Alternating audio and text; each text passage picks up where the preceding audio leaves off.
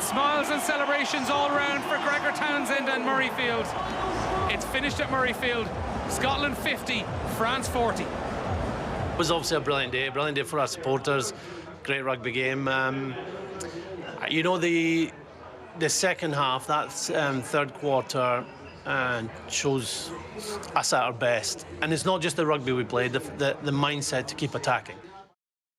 Yeah, and you absolutely can't argue with him. Just an incredible performance overall. We were talking, Darren, about what could stop the French, and I think the general consensus was, look, maybe the French imploding could stop themselves, but they didn't implode. They scored 40 points. Scotland were terrific. Yeah, and last week I was saying that, like, this French team, I thought they were quite unlikely to travel to Scotland and just not rock up and be so French, as they say. But I don't think they did that. And what you have to admire about Scotland, as you said, and as Gregor Townsend said, they played and they played and they played and they attacked. Typically, you'd have thought, oh, France, you might get a really bad day's weather and get a card and a rub of the green. It wasn't like that. And fair play to Scotland again, behind on the scoreboard. And like we've all analysed France, and Scotland took them on exactly at their style of rugby, which I thought would be a dreadful idea. And yeah, you have to give credit to them. At the start of the tournament, they were the one team that I think we all agreed were the sort of most unpredictable. Yeah. And that probably has rung true, because the heights, like, they're a very, very good team, but where they have fallen down in the past is just the likes of the Argentina performance in November, the likes of that Italy performance. And from an Irish point of view, it'll be interesting to see what performance rocks up this week. I tell you what, Donald, they paid France absolutely no respect, which I really admired. They didn't sit off. They didn't go, oh my God, this is the best team in the championship so far. They threw it into them, for want of a better phrase. But I think the way France play actually suits Scotland. Scotland want to play with width. It was an unbelievable day in Murrayfield. We've all been there when the rain is lashing down. It was a day that suited both teams. But you look at the 6 of that 7 starting backline were on the Lions tour. Yeah. Kyle Steyn is the only one who wasn't. He was man of the match by a country mile. So that shows the quality they've had. But in contests like this in the past, their pack has been found wanting.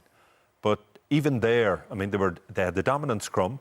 Their line-out was outstanding, and their line-out defence, the maul defence against France, who tried to go into the corner a few times, they held them up in all those. Now, I think Ireland need to beware. If Scotland get quick ball like they did here, they can absolutely pull you apart. But then, just to kind of sum up the bizarre day that it was, France won the last 15 minutes 26-3. Right. And they got the bonus point that could be crucial in the end. Plus, they extended their points differential over Scotland to plus 58. So even though they were blown away, and there was always likely, and I accept we all said, look, we couldn't see them beaten. There was always likely that there'd be a day when, and there was a suggestion even that Galtier might have smelt something in advance and created this havoc, that the dressing rooms were too small and we're going to have to tug out in the corridor and all that. But no, you can't take anything from Scotland in this. This is the performance that's been in them, that they've waited to sort of burst out with for a long time. And the mood music around Gregor Townsend now. I mean, I thought one of the huge calls that he made was bringing Blair Kinghorn in, but in hindsight, top 14 player coming to play against the French with a point to prove.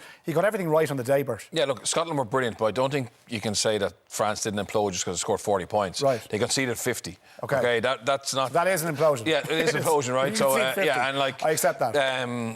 The way they defended against Italy and Lille was nowhere to be seen. So I think you're going to get a big reaction from France. I think France are still a quality side. Scotland have gone up in our estimation. The challenge for Scotland now is to do it outside of Murrayfield.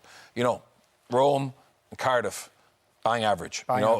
So this is the big challenge for them now. If they come to Dublin and put in that type of performance, then Gregor Townsend has something you can really work with. But they're handicapped because Gregor Brown and Scott Cummings, their locks who started are both out. Yeah. So Grant Gilchrist will come in, and probably Adam Craig, who hasn't been a starter. They started Max Williamson in Cardiff. They took him off in the first half. He wasn't even involved. So that's a big blow to them. Like, they have a good pack, or they had a very good pack performance there. But you take the two men in the engine room out, there's not the same depth there that there is in other countries. So that's a big blow. And Kyle Steyn has an injury.